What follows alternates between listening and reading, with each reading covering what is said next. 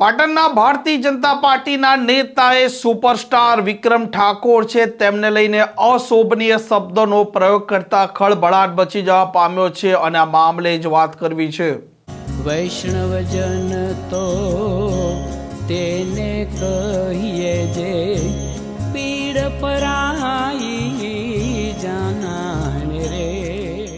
નમસ્કાર, આપ જોઈ રહ્યા છો નવજીવન ન્યૂઝ અને હું છું આપની સાથે તોફિક ગાંચી। ઉત્તર ગુજરાતનો ઠાકોર સમાજ છે તે સમાજમાં રહેલી બદીઓ કુરિવાજ છે તેને દૂર કરવા માટે અત્યારે કામે લાગ્યો છે। સમાજનું બંધારણ પણ બનાવવામાં આવ્યું છે અને ખાસ મહત્વની બાબત છે જેમાં નબળા અને મધ્યમ વર્ગના લોકો લગ્નોમાં જે પ્રકારના દેખાડા કરતા હોય છે, ડીજેમાં ખર્ચા કરતા હોય છે, તે બંધ થવા જોઈએ તેવો પણ એક નિયમ બનાવવામાં આવ્યો હતો। પરંતુ કેટલાક કિસ્સામાં ધ્યાને આવ્યું છે જેમાં લગ્નોમાં ડીજેનો મામલો સામે આવ્યો અને આ બહેસ ફરી એક વખત ચાલુ થઈ કે સમાજનું બંધારણ બનાવવામાં આવ્યું છે તો તેનું ઉલ્લંઘન કેમ કરવામાં આવ્યું। આ મામલે ઠાકોર સમાજ છે તેમાં બે અલગ અલગ મંતવ્યો અને વિચારો રજૂ થઈ રહ્યા છે। દરેક વ્યક્તિ પોતાની રીતે તેમની વાત મૂકી રહ્યા છે। કેટલાક લોકો ડીજેનું સમર્થન કરી રહ્યા છે જ્યારે કેટલાક અગ્રણીઓ ડીજેનો વિરોધ પણ કરી રહ્યા છે અને વિક્રમ ઠાકોરે જે પ્રકારે ગબ્બર ઠાકોર અને અર્જુન ઠાકોરનો ડીજેનો મામલો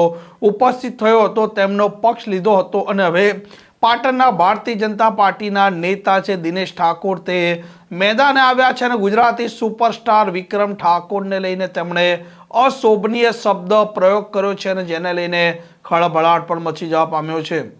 નમસ્તે મિત્રો, જય સદારામ બાબા। હું છું દિનેશજી ઠાકોર, રાધનપુર તાલુકા પંચાયત પૂર્વ પ્રમુખ અને ઘણા સમયથી આ ઠાકોર સમાજનું 16 મુદ્દાનું બંધારણ સમાજ દ્વારા જે નક્કી કરવા આવ્યું ઓગણજીની થળીએ, એમાં અમુક લોકો બંધારણને તોડી અને સમાજમાં વાહિયાત વાતો ફેલાવવા માગે છે।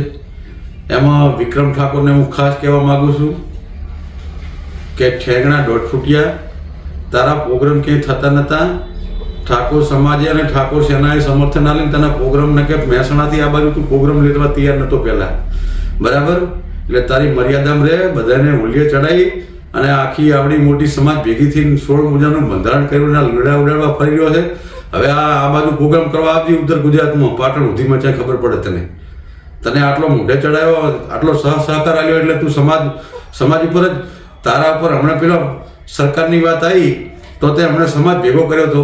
તારે આમ સમાજની જરૂર છે, તે કેવા પિક્ચર બનાવ્યા છે? આ દાડા સુધી છોકરાઓને દારૂના રવાડે કેળ્યા, પ્રેમના ગમમાં ખાઈને આવા તો તે પિક્ચર બનાવ્યા છે, આવા તે સોંગ બનાવ્યા છે અને પાછો નીકળી ગયો સમાજની વાતો કરવા। મર્યાદામાં રહેજી, બરાબર? આ નહોતું બોલવું પણ આ સમાજના તારે સમાજની ઇજ્જતની વાત આવીને આ કહેવું પડે રહ્યું છે એટલે તું તારી મર્યાદામાં રહેજે ને હવે પ્રોગ્રામ કરી બતાવજે, આ બાજુ તને ખબર પડે ને। જય માતાજી। સમાજના લોકોને બે હાથ જોડીને વિનંતી કરું છું, બરાબર? બીજા કોઈનો અમારે કોઈ વિરોધ નથી, પણ જે સમાજના બંધારણને તોડવા નીકળ્યા છે ને એમનો અમને પૂરેપૂરો આ નહોતું કે હું ગળે આવી રહ્યું આટલે આવ્યું તો આટલું કહું છું અને કાન ખોલીને સાંભળી લેજો। ધંધા એવું નથી અમે તક તમારા ધંધા રોજગાર છીનવાઈ જાય એવું જરૂરી નથી કે ઠાકોર સમાજને તમે આ ઠાકોર સમાજ જમીનો અત્યારે 90% ઠાકોરોની જમીનો જતી રહી છે, ખબર પડે કઈ નીકળી જશો। આમ જે પ્રકારે દિનેશ ઠાકોરે વિક્રમ ઠાકોરને લઈને અશોભનીય શબ્દોનો પ્રયોગ કર્યો છે તે અયોગ્ય છે અને તેની પણ અત્યારે લોકો ટીકા કરી રહ્યા છે। જો કે ઠાકોર સમાજ છે તે ઉન્નતિના માર્ગે આગળ વધે, શિક્ષણમાં પણ તેમનો વધારે જે વિદ્યાર્થીઓ તે જઈ શકે, આગળ વધે તે મામલે તે અત્યારે મનોમંથન પણ કરી રહ્યા છે।